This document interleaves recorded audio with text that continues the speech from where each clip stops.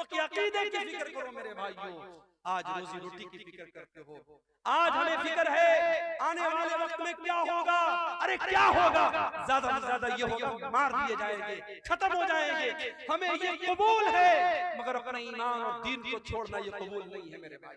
हम मर जाना कबूल कर ले, हम खत्म हो जाना कबूल कर ले, मगर ईमान और तौहीद से समझौता करना कबूल न करें। याद करो अपने बाप इब्राहिम अलैहिस्सलाम को। इब्राहिम अलैहिस्सलाम जब अपने लख्त जिगर इस्माइल को और अपनी बीवी हाजरा को जब मक्का की ब्याह हो गया, सरजमीन पे छोड़ के जाने लगे, तो क्या दुआ की थी उन्होंने? कहा था वजुनुबनी व बनिया नअबुदल असनाम, परवरदिगार मेरे बीवी बच्चों को ऐ अल्लाह तू शिर्क से बचाना, बुत परस्ती से बचाना, ऐ अल्लाह मेरी औलाद को तू शिर्क से बचाना। जब इब्राहिम अलैहिस्सलाम जैसे पैगंबर को अपने बच्चों की फिक्र है, अपनी औलाद के अकीदे की फिक्र है, हमारी औलाद की क्या औकात है मेरे भाई। हमें औलाद को अपने बच्चों के अकीदे की फिक्र होनी चाहिए। बचपन से अपने बच्चों को इस्लाम का अकीदा सिखाओ, तौहीद का अकीदा सिखाओ। और इसीलिए मैं कहता हूँ, अगर आपका बच्चा स्कूल में पढ़ता है, कॉन्वेंट में पढ़ता है, मुझे कोई प्रॉब्लम नहीं है, मगर अपने मोहल्ले की और गांव की मस्जिदों में इतना बेहतरीन मकतब कायम कर दो और अपने गांव के मदरसे को इतना मजबूत कर दो कि आपका बच्चा स्कूल से पढ़ने के बाद और किसी कॉन्वेंट से पढ़ने के बाद अगर 1 घंटा भी उस मदरसे के मौलवी साहब से पढ़ ले तो उसका दीन मजबूत हो जाए। इतना मजबूत अपने मदरसे और मकतब कर दो मेरे भाइयों। आज तौहीद और ईमान की कमजोरी का दौर है, और इसी दौर की तरफ इशारा करते हुए अल्लाह के नबी ने फरमाया था बादिरु बिल अमाल फितनन, ऐ लोगों नेकी करने में जल्दी करो, इससे पहले कि फितनों का दौर आ जाए। और इतने फितने आ जाएंगे, युस्बिहु रजुलु मुमिनन व युस्बिहु रजुलु मुमिनन व युमसी काफिरा, सुबह को एक इंसान मोमिन होगा और शाम को काफिर हो जाएगा, और शाम को मोमिन होगा और सुबह को काफिर हो जाएगा। ईमान की वैलिडिटी 12 घंटे की भी नहीं होगी, ईमान इतना कमजोर हो जाएगा। अल्लाह के नबी ने फरमाया यबी उदीनहु बिअरदिन मिन दुनिया, ईमान का सौदा किया जाएगा और चंद टकों के एवज ईमान बिक जाएगा। मेरे भाइयों आज ईमान बिक रहा है और हालात इस कगार पर पहुंच चुके हैं। हमें अपने तौहीद और ईमान की हिफाजत करनी है। अल्लाह की मदद क्यों नहीं आ रही?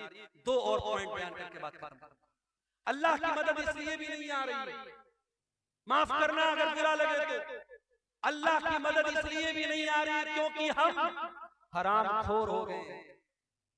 इसी बिहार की सरजमीन से मेरे पास फोन आया, सीमांचल से फोन आया, शेख साहब अगर हमारे इलाके में तकरीर करना तो जरा इस पर भी बोलना। ब्याजखोरी बढ़ रही है मुसलमानों में, ब्याज की रकम खाने का शौक बढ़ रहा है। किसी जमाने में लोग ब्याज मजबूरी में दे देते थे मगर लेते नहीं थे, मगर आज कितने मुसलमान हैं जो पैसे वाले हैं, तुझे 1 लाख रुपया चाहिए, चल दे देता हूँ, लेकिन मुझे रिटर्न में 1,05,000 1,10,000 ब्याज खुल्ला खुल्ला खा रहा है मुसलमान। उस मुसलमान से कहो तू अपनी माँ के साथ ज़िना करेगा, दोनों कान पकड़ लेगा। कैसी बात है, माँ के साथ ज़िना करने की बात कोई सोच भी नहीं।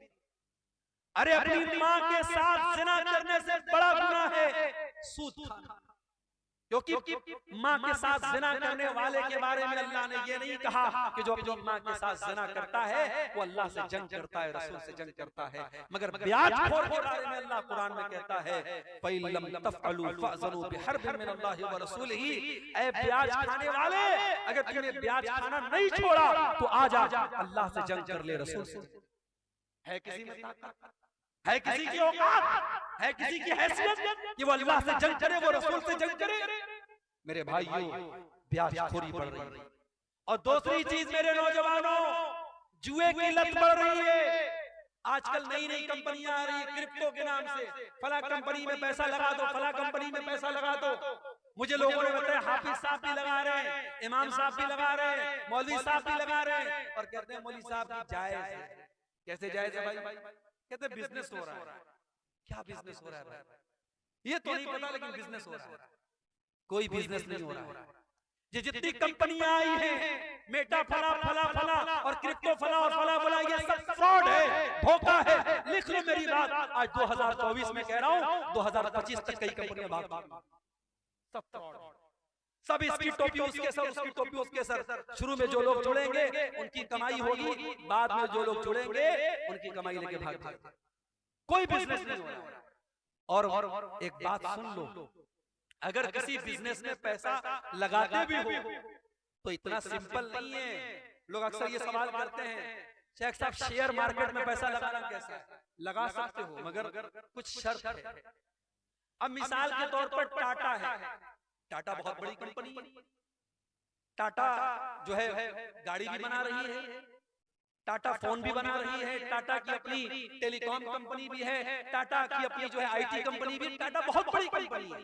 अब टाटा के किस कंपनी में आप शेयर लगा, आपका पैसा किस कंपनी में लगा है और वो कंपनी क्या काम करती है, ये देख लो, आप शेयर मार्केट में पैसा लगा सकते। अगर वो जायज काम कर, आप किसी भी कंपनी में पैसा लगा दिए, वो कह रहा है भाई 1 लाख रुपया आप हमारी कंपनी में लगा दो, हम हर महीना आपको 10,000 रुपया देंगे। लोग को लगता है बड़ा आसान तरीका। अभी कुछ दिनों पहले हैदराबाद और मुंबई में एक बहुत बड़ी कंपनी, मैं नाम नहीं लूंगा, आप लोग सुने होंगे, जानते होंगे, उसमें मुसलमान नाम देखकर और उलमा का नाम देखकर लोगों ने पैसा लगाया, करोड़ों लोगों का पैसा डूब गया।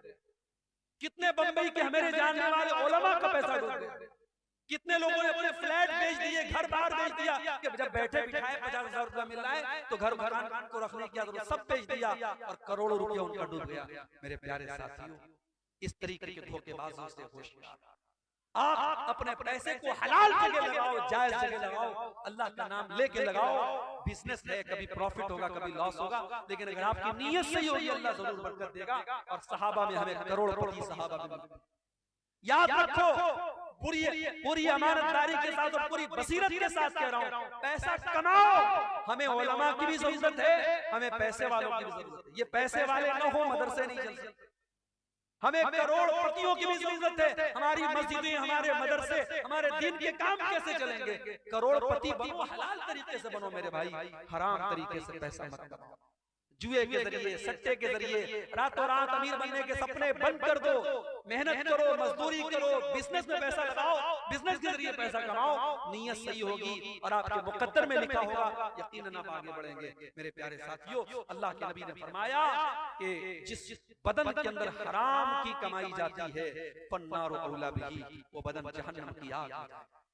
और यही नहीं, अल्लाह के नबी सल्लल्लाहु अलैहि वसल्लम यहाँ तक फरमाते हैं, अगर कोई हराम कमाई खाता है और बहुत लंबा सफर करके उसके बाल मैले हो जाते हैं, उसके कपड़े मैले हो जाते हैं, और अल्लाह की बारगाह में हाथ फैला के दुआ करता है, या रब्बी कह के दुआ करता है, लेकिन वमतअबहु हराम वमशरबहु हराम वमलबसहु हराम वगुज़िया बिल हराम, उसका खाना हराम कमाई का, उसका पानी हराम कमाई का, उसका कपड़ा हराम कमाई का, उसकी परवरिश हराम कमाई की, तो अल्लाह के नबी फरमाते हैं फअन्ना युस्तजाबु लिज़ालिक, उसकी दुआ कहां से कबूल? ब्याज खाने वाला उम्रा कर ले, हज कर ले, खाने काबा का दरवाजा पकड़ पकड़ के रो रो के दुआ करे, उसकी दुआ कैसे कबूल होगी जब मेरे नबी कहते हैं हरामखोर की दुआ कबूल नहीं होगी? मेरे भाइयों, आज अल्लाह की मदद इसलिए भी नहीं आ रही है क्योंकि मुसलमान पैसा कमाने की अंधी रेस में लग चुका है, ब्याज भी खा रहा है, जुआ भी खेल रहा है, सट्टा भी खेल रहा है, ऑनलाइन ऐप्स के जरिए हराम तरीके से पैसा भी कमा रहा है। मेरे भाइयों, कमाई को हलाल करो, कमाई को हलाल करो। सलफ कहा करते थे, अतिब मत मामा का तो जब दावत का, अपनी कमाई को, अपने खाने को हलाल कर लो, हमारी दुआ कबूल होगी, अल्लाह की मदद आएगी अगर हमारी कमाई हलाल। इसी तरीके से मेरे भाई, अगर हम चाहते हैं कि अल्लाह की मदद आए, मेरे नौजवान साथी, आपको अपनी जवानी की हिफाजत करनी पड़ेगी, अपनी जवानी की अहमियत को समझना पड़ेगा। अल्लाह की कसम दिल दुखता है जब फजर की नमाज में ये चंद बूढ़े हमें मस्जिद में नजर आते हैं। नौजवान कहां मर गए? मेरी कौम के नौजवान कहां मर गए? वो रात को 2-2 बजे तक, 3-3 बजे तक व्हाट्सएप पर चैटिंग करते रहे, लड़कियों से बातें करते रहे, अय्याशियां करते रहे, फेसबुक की रील्स देखते रहे, यूट्यूब के शॉर्ट देखते रहे, बेहयाई के मनाजिर देखते रहे। रात को 3-3 बजे तक हमारा नौजवान ये सब देख रहा है। और फजर की अजान जब होती है और मुअज्जिन कहता है अस्सलातु खैरुम मिनन नौम, नमाज नींद से बेहतर है, हमारा नौजवान बिस्तर पे सोया रहता है। मेरे नौजवानों, ये अजान की आवाज सिर्फ 70 साल वालों के लिए नहीं, आपके लिए भी है। और मेरे रब की कसम, आप जब फजर की नमाज में उठ के जाते हैं, शैतान जलील होता है, शैतान पछताने लगता है कि मैं इस नौजवान को कैसे रोक नहीं पाया, इसको मैंने फजर की नमाज में कैसे मैं रोक नहीं पाया। नौजवानों, अपने आप को नमाज का पाबंद बना। और बाद नौजवान मुझसे पूछते हैं, मेरे पास व्हाट्सएप पर मैसेज भी आता है, शेख साहब गंदी आदत में पड़ गया, गंदे वीडियोस देखने की आदत हो गई, लड़कियों से चैटिंग करने की आदत हो गई, हराम काम की आदत पड़ गई। शेख साहब को ये इलाज बता दीजिए, कोई तरीका बता दीजिए। आओ तरीका बताता हूँ कुरान की रोशनी। गंदी आदतों से बचना है, बुरी आदतों से बचना है, अय्याशी से बचना है, मोबाइल के गलत इस्तेमाल से बचना है। एक नुस्खा बताता हूँ, नोट कर लो मेरे। कुरान में अल्लाह फरमाता है फखलफ मिन बादिहिम खल्फुन अदाउस सलात वत्तबउश शहवाति फसौफ यलकौन गय्या। अल्लाह कुरान के 16वें पारे में फरमा रहा है कि जो लोग नमाज नहीं पढ़ते हैं, जो लोग नमाज की पाबंदी नहीं करते हैं, वही लोग ख्वाहिशात की पैरवी करते हैं, वही लोग शहवतों की पैरवी करते हैं और वही लोग जहन्नम में जाएंगे। इसका उल्टा ये मतलब निकला कि जो नमाज की पाबंदी करेगा, जो 5 टाइम की नमाज हर हाल में पढ़ेगा, वो ख्वाहिशात की पाबंदी से बचेगा, वो गलत शहवतों से बचेगा, वो औरत के फितने से बचेगा। वो जिसको ये रात में फिक्र होगी मुझे सुबह फजर की नमाज जमात के साथ पढ़नी है, वो रात में कोई गंदा काम करने के पहले 1000 बार, वो मोबाइल पर कोई गंदी चीज देखने के पहले 1000 बार सोचेगा कि यार मैं नमाजी आदमी हूँ, ये चीज मुझे सूट नहीं करती है, वो बंद कर देगा। वो नहीं, अगर बचना चाहते हो नमाज की पाबंदी करो। और यही बात अल्लाह कुरान के 21वें पारे में कहता है उतलु मा उहिया इलैका मिनल किताब व अक़िमिस सलाह इन्नस सलाता तनहा अनिल फ़हशाई वल मुनकर। ऐ नबी, कुरान की तिलावत करो और नमाज की पाबंदी करो। नमाज बेहयाई और बुराई से रोकती है। ये 2 काम कर लो, कुरान की तिलावत पाबंदी से करो और नमाज पाबंदी से पढ़ो, फिर देखो बेहयाई से बचते हो कि नहीं बचते हो, बुराई से बचते हो। मेरे भाइयों, नमाज की पाबंदी, और नमाज कोई मामूली चीज नहीं है, टेंशन को दूर करने वाली चीज नमाज। मैं मानता हूं इस वक्त हालात बड़े बेचैन कर देने वाले हैं। मीडिया में आने वाली खबरें, यूपी की खबरों से बिहार वाले परेशान, बिहार की खबरों से यूपी वाले परेशान, तमिलनाडु की खबरों से नॉर्थ इंडिया के मुसलमान परेशान। ये मीडिया आज हमको परेशान कर रहा है, डिस्टर्ब कर रहा है। आज इस माहौल में नमाज हमारी बहुत बड़ी जरूरत भी है। मेरे नमाज पढ़ो और कुनूत नाज़िला का इत्मीनान करो। मेरे नबी दुश्मनों पर बद्दुआ करने के लिए कुनूत नाज़िला पढ़ते थे। आज कुनूत नाज़िला पढ़ो और नमाज की पाबंदी करो। अल्लाह कुरान में कहता है वस्तईनु बिस्सब्रि वस्सलाह, सब्र और नमाज के जरिए अल्लाह की मदद तलब करो। मेरे भाई, मेरे नबी जब टेंशन में होते थे, परेशानी में होते थे, हजरत हुज़ैफा रज़ियल्लाहु ताला अन्हु कहते हैं अल्लाह के नबी नमाज के लिए खड़े हो जाते थे। आज हमें नमाज की अहमियत पर भी तवज्जो देने की जरूरत है। और आखिरी चीज, हमारी माएं बहनें इस उम्मत की बड़ी कीमती मता है। इस उम्मत की माएं बहनें, इस उम्मत की औरतें, इस उम्मत की बहुत कीमती दौलत है। क्यों? क्योंकि ये किसी की माँ बनती हैं, किसी की बीवी बनती हैं, किसी की बेटी होती है, किसी की बहन होती है। एक औरत के कई रूप होते हैं और इस्लाम ने औरत के हर रूप की बड़ी इज्जत दी। इस्लाम में औरत को पूजा तो नहीं गया, औरत की इबादत तो नहीं की गई। इस्लाम ने इबादत सिर्फ अल्लाह की है, मगर औरत अगर माँ है तो इस्लाम ने कहा उसकी इज्जत करो, उसके कदमों के नीचे उतारो। औरत अगर बीवी है, कुरान कहता है वमिन आयातिही अन खलक़ लकुम मिन अनफुसिकुम अज़वाजन लितस्कुनु इलैहा। बीवी तुम्हें सुकून पहुंचाती है, तुम्हारे घर को शांति देती है, तुम्हारे बच्चों को पालती है, तुम्हारे दिल को सुकून पहुंचाती है। यही बीवी बेटी, यही औरत बेटी है। तो अल्लाह के नबी फरमाते हैं मन इब्तुलिया मिन हाज़िहिल बनाती शैअन कुन्न लहू सित्रम मिनन नहार। जिसको अल्लाह बेटी देकर के आजमाता है और इस इम्तिहान में वो खरा उतरता है, बेटी अपने माँ बाप को जहन्नम की आग से बचाती है।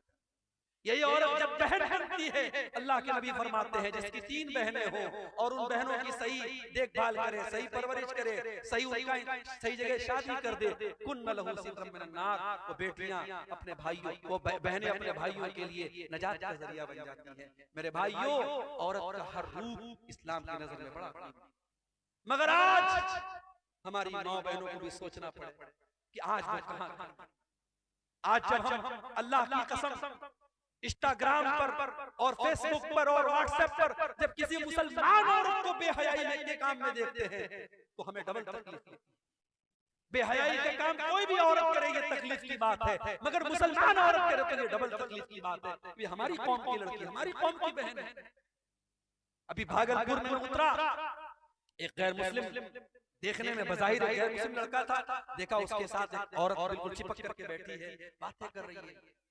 कुछ देर के बाद मोबाइल पर फोन आया मेरे सामने, उसने सामने वाले से बात करके अस्सलाम वालेकुम, कपड़े से नहीं लगा मुसलमान है, उसके चेहरे पर जो स्कार्फ बना हुआ था उससे नहीं लगा मुसलमान है, लेकिन जब फोन पर उसने अस्सलाम वालेकुम कहा, मुझे पता लग गया मुसलमान है। मुझे बड़ी तकलीफ हुई, ये मुसलमान लड़की किसी गैर मुस्लिम लड़के के साथ इस तरीके से ऑटो पे टोटो पे बैठ क्या कर रही है। ये हालात आज हमारे मेरी माँ और बहनों, आज आपको अपनी जिम्मेदारी समझना, आज आपको बेहयाई और बेगैरती के इस तूफान का मुकाबला करना है, उसका शिकार नहीं बनना। औरत बड़ी कीमती चीज भी है और शैतान का बहुत बड़ा हथियार भी है। अल्लाह के नबी फरमाते हैं अद्दुनिया कुल्लुहा मता व खैरु मताइ दुनिया अल मरअतु सालिहा, दुनिया की सबसे कीमती दौलत नेक औरत है।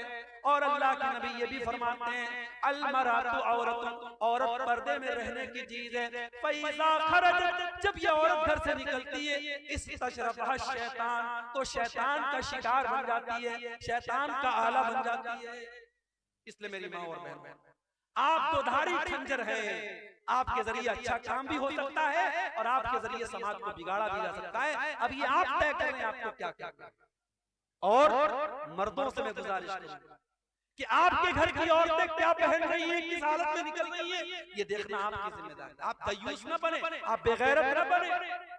जिस भाई की बहन बेपर्दा निकले, जिस बाप की बेटी बेपर्दा निकले, जिस शौहर की बीवी बेपर्दा निकले, वो दयूस है, वो बेगैरत है। और मेरे नबी ने फरमाया 3 लोग क़यामत के दिन ऐसे होंगे, अल्लाह ताला उनकी तरफ देखेगा भी नहीं। उन 3 लोगों में एक कोई इंसान भी होगा, अद्दयूस अल्लज़ी युक़िरु फ़ी अहलिही अल-ख़ुबुस, वो बेगैरत आदमी जिसके घर में बेगैरती का काम हो रहा हो और उसको कोई फर्क न पड़े। मेरे भाइयों, बेगैरती अल्लाह को पसंद है, अल्लाह गैरत वाला है, अल्लाह को बेगैरत लोग पसंद है। इसलिए अपने घरों में गैरत का माहौल बनाओ। अपने घर में ये बताओ, फर्क बताओ अपनी जवान बेटी, ये खाला का लड़का है, ये मामू का लड़का है, ये चाचा का